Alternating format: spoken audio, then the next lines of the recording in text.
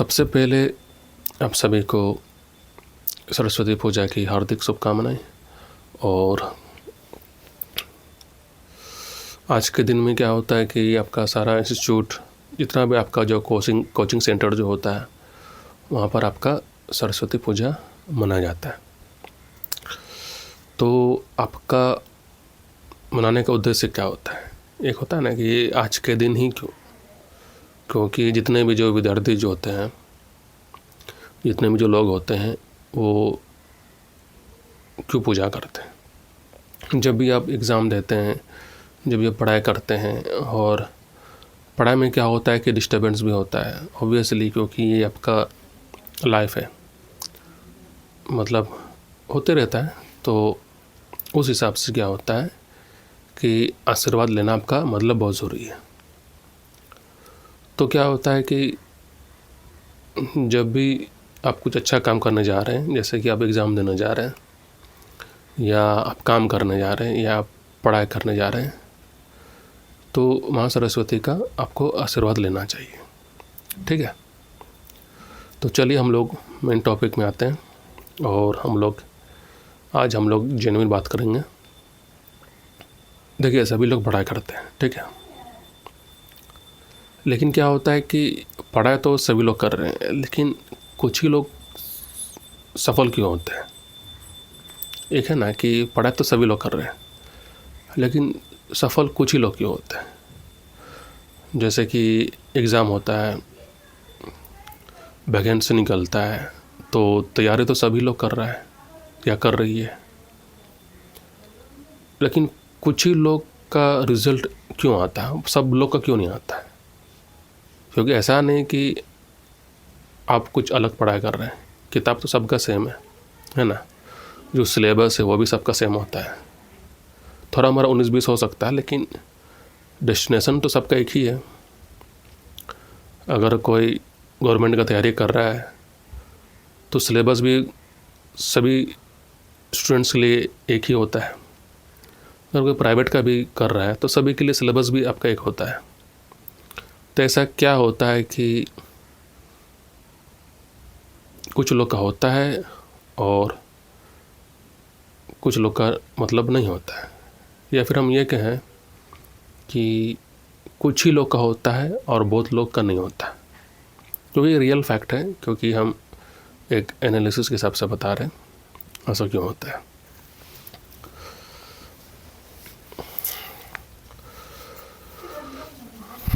तो यहाँ पर क्या बात होता है कि जैसे कि मान लीजिए, जब आप पढ़ते हैं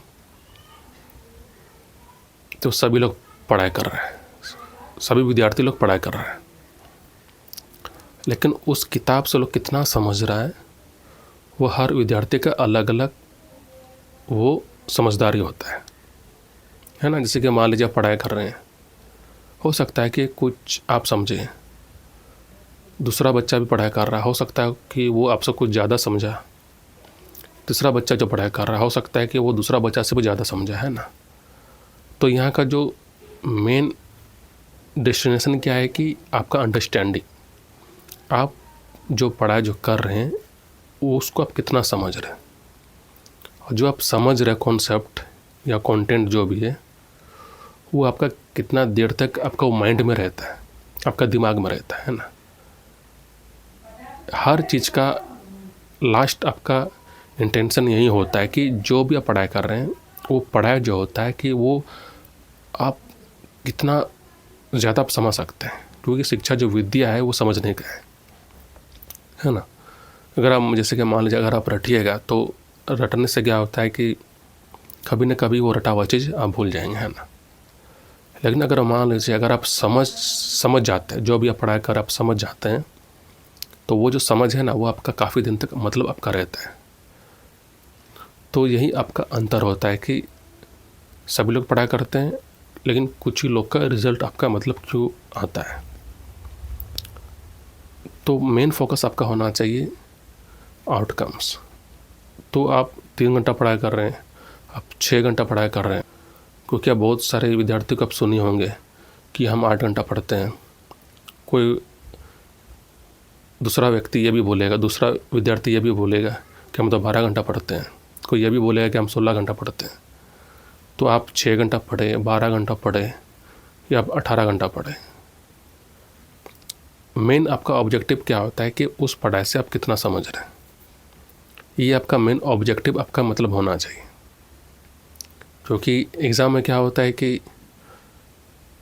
पूरा साल भर में आप कितना पढ़ाई किए, आप कितना आप देर जागे, आप कितना मेहनत किए, आप कितना स्ट्रगल किए, वो तो ठीक है, लेकिन साल में जो एग्ज़ाम जो होता है उस समय आप जो लिखेंगे, जो आप लिखेंगे, जो आप परफॉर्म करेंगे, वो एग्ज़ाम तय करेगा कि वाकई में आप कितना घंटा जो पढ़े, वाकई में वो आपका फ़ायदेमंद था कि नहीं था, है ना।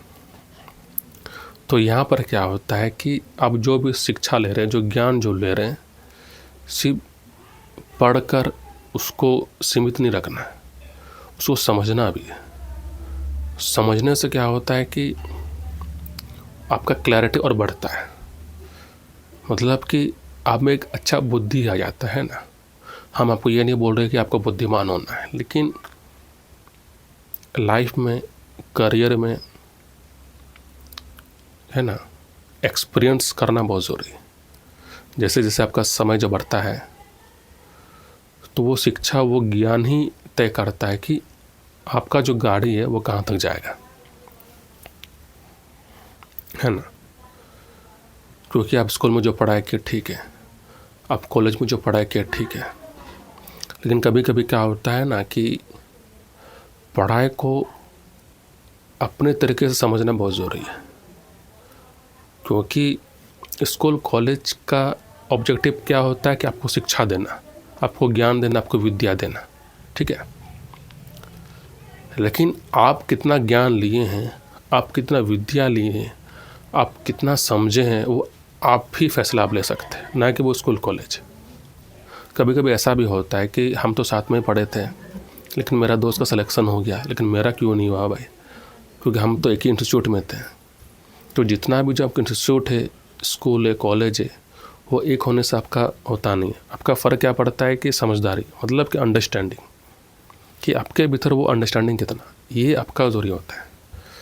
हर इंसान का, हर बच्चा का आपका समझ आपका एक नहीं होता, सबका मतलब अलग अलग होता है। तो उस बेसिस में क्या होता है कि जब आप समझते हैं, उसके बाद क्या होता है कि जो भी आप करियर का एग्ज़ाम दे रहे हैं या कोई भी आप जैसे कि जॉब का तैयारी कर रहे हैं, तो उस पर क्या होता है कि वो समझदारी क्या करता है, वो आपको एक पावर देता है कि जैसे कि होता है ना कि जितना वैकेंसी आपका जो निकल रहा है तो उसमें क्या होता है कि जो जवाब जो होता है ना, सबका आपका अलग अलग होता है ना। क्योंकि सबका जवाब एक नहीं होगा। जैसे कि एक होता है ना, जैसे कि आपका जो डिस्क्रिप्टिव जो रहता है, जैसे कि आपका ऑब्जेक्टिव जो रहेगा वो तो सबका एक ही रहता है ना। लेकिन जब आप डिस्क्रिप्शन में कुछ लिखते हैं, कुछ जवाब जब लिखते हैं, जैसे आप कुछ ऐसे जो लिखते हैं, तो वो जो ऐसे जो आप लिखते हैं 500 वर्ड्स का या 1000 वर्ड्स का, तो वो आप अपने हिसाब से लिखते हैं, ना कि किताब के हिसाब से। क्योंकि किताब का इंटेंशन क्या होता है कि वो शिक्षा आपको दे देना है ना, वो आपको शिक्षा मिल चुका है। फिर आप पेपर में, आप एंट्रेंस शीट में क्या लिखते हैं, वो अब अपना समझदारी से लिखते हैं, ना कि किताब के हिसाब से। क्योंकि टीचर लोग का तो यही ऑब्जेक्टिव होता है ना कि हम आपको विद्या दे दिए, हम आपको शिक्षा दे दिए, ठीक है ना। लेकिन उस शिक्षा का, उस विद्या का इस्तेमाल कैसे करेंगे, वो आप तय करेंगे, वो मतलब आप फैसला करेंगे, ना कि कोई और। तो खेल आपका यही है ना। तो इसलिए क्या होता है कि मान लीजिए कोई पढ़ाई कर रहा है, सभी लोग पढ़ाई करता है, लेकिन आपका मतलब सभी का नहीं होता है, कुछ लोग का ही सिलेक्शन होता है और बाकी लोग का नहीं होता है। तो कारण आपका यही है। तो इस टॉपिक का, इस डिस्कशन का मेन इंटेंशन आपका यही होता है कि आप चाहे 6 घंटा पढ़िए, चाहे 12 घंटा पढ़िए, फ़र्क नहीं पड़ता है। फ़र्क तब पड़ता है जब आप जब पढ़ाई जो कर रहे हैं कितना समझे। ये है आपका मेन गोल, आपका मतलब यही होना चाहिए। और कुछ विद्यार्थी का आपका ऐसा भी होता है कि जो 6 घंटा पढ़ा उसको समझ में बहुत आया, लेकिन जो 12 घंटा जो पढ़ा उसको समझ में नहीं आया। तो ऐसा भी होता है। तो आप क्वांटिटी बढ़ाने से आपका वो क्वालिटी नहीं बढ़ेगा, है ना।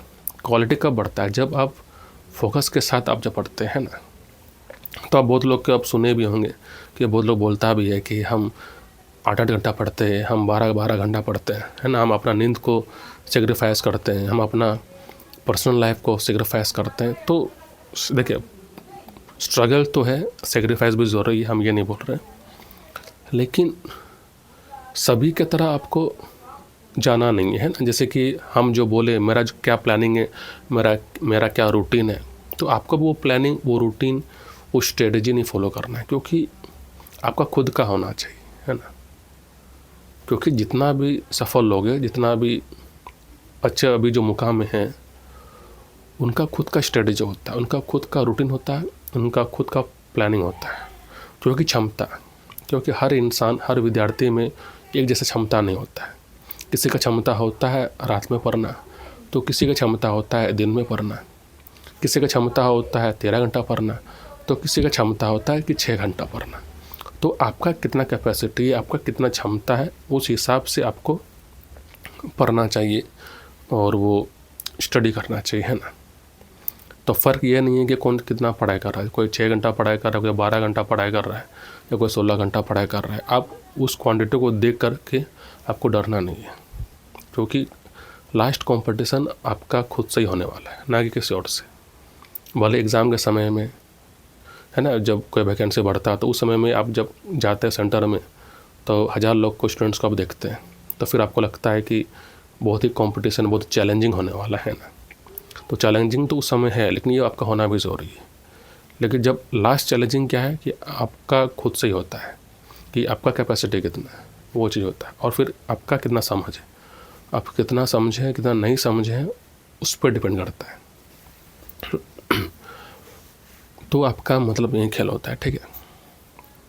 तो आप ये मत देखिए कि कौन कितना पढ़ाई कर रहा है, आप ये मत देखिए कि किसके पास कितना महंगा किताब है, आप ये मत देखिए कि कौन कितना प्राइवेट इंस्टीट्यूट से पढ़ाई कर रहा है, बहुत ही अच्छा उसको टेक्नोलॉजी मिल रहा है, बहुत अच्छा उसको सुविधा मिल रहा है।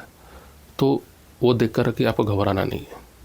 सेंटर वाला बात आपका यही है कि आपके पास जो भी है, आप उसी चीज़ से आप समझदार भी बन सकते हैं, आप बुद्धिमान भी बन सकते हैं, लेकिन आपको कंपेयर नहीं करना है। तो इस वजह से क्या होता है कि सफलता कुछ ही लोगों को मिलता है और बाकी लोगों को नहीं मिलता है। सोच जो होता है ना, रास्ता जो होता है, आपको खुद से सेलेक्ट करना है। चॉइस भी आपको सही फैसला लेना है। जब भी आप एग्ज़ाम देने जाते हैं तो माँ सरस्वती को प्रणाम कीजिए। इससे क्या होता है कि वो जो डर जो होता है ना, वो आपका ख़त्म हो जाएगा, क्योंकि आपके साथ वो देवी है। जैसे कि धन का देवी कौन है? लक्ष्मी माता। तो वैसे ही ज्ञान, शिक्षा, विद्या के देवी कौन है? सरस्वती माता। तो वैसे ही जब भी आप एग्ज़ाम दे रहे हैं, जब भी आप कुछ चैलेंजिंग काम कर रहे हैं, जॉब का कुछ तैयारी कर रहे हैं, कोई एग्ज़ाम देने जा रहे हैं, तो माँ सरस्वती का आशीर्वाद लेना बहुत ज़रूरी होता है, ठीक है। हम आपको हमेशा सेंटर वाला बात ही बोलेंगे।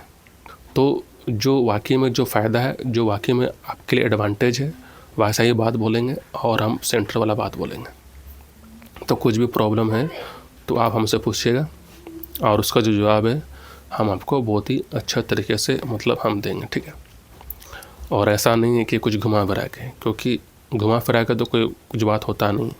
जो फैक्ट है, जो रियलिटी है, जो ट्रूथ है, हम उस बेस में हम कोशिश करेंगे। मतलब जो मेरा जो एक्सपीरियंस है, मेरा जो ऑब्जर्वेशन है, उसके हिसाब से हम कोशिश करेंगे कि वो नॉलेज हम आपको शेयर करें, ठीक है।